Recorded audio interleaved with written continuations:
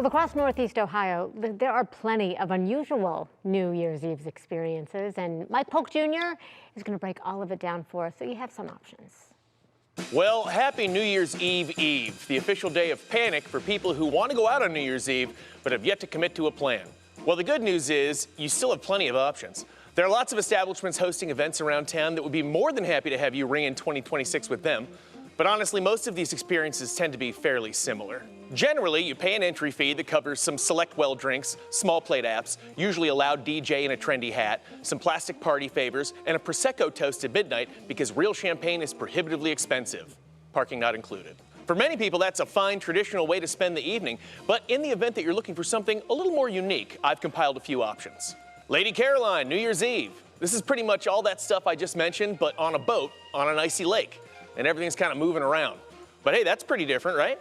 Next, how about a very specific theme party, like the Y2K New Year's Eve at All Saints Public House, for example? Get ready to party like it's 1999 at this Y2K themed soiree, where folks are encouraged to dress in 90s inspired clothing and pay tribute to the disastrous apocalyptic tech event that never actually occurred.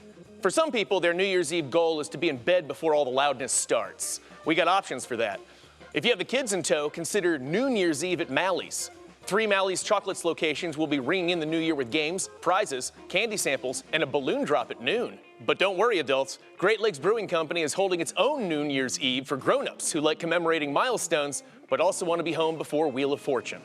Another unique way to ring in the new year would be to watch your Cleveland Cavaliers play for one last time in 2025.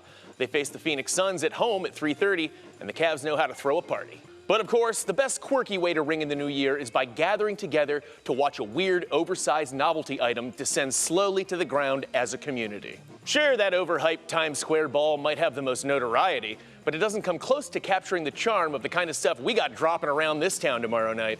There is, of course, the Chagrin Falls New Year's Eve popcorn ball drop.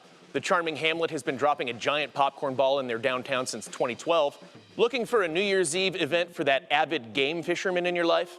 Sounds like the New Year's Eve walleye drop in Port Clinton is for you, because that is where a massive lit-up fish will once again be lowered from the sky to ring in 2026. Finally, for the most Cleveland of Clevelanders among us, there is, of course, the New Year's Eve pierogi drop. The city of Parma is kicking off its bicentennial year celebration with a rooftop pierogi drop at midnight. And the headquarters for the festivities is at a place on State Road called Sloppy Bob's. What more do you need to know? So there you have it, folks. A few last-minute suggestions for some offbeat options to celebrate the dawning of a new year in Cleveland. Wherever you end up, have fun, be safe, and watch out for falling pierogi. Hey, the popcorn ball is really fun. Oh, yeah? Have you attended that? Yes, they start throwing out popcorn balls to you. They got music. They've got it all. There's a lot of fun, weird things being dropped around Ohio and around the country here. Just a few more I looked up. Okay. In Bethlehem, PA, they drop a 400-pound peep. That's a chick, you know, one of those things. Wow. Yeah, I guess they make them there. Okay. In Mobile, Alabama, it's a 600-pound electric moon pie, because they make moon pie's a big Alabama sweet. And then in Tallapoosa, Georgia, they do a possum drop, which was until 2019 an actual live possum, but then because of protestations, obviously, eventually they've now moved on to a stuffed possum. Yeah. But people dropping stuff all over the country in weird places. Hopefully just a stuffed animal possum and not an actual stuffed possum. Sure. But in Georgia, I lived there for 20 years. You never know. Who knows? Could go either way. But anyways, I hope you guys watch something funny fall out of the sky tomorrow night. Yeah, and I hope that you and your lovely wife come to a consensus on what you're going to do tomorrow. I can't wait to find out what consensus we came to.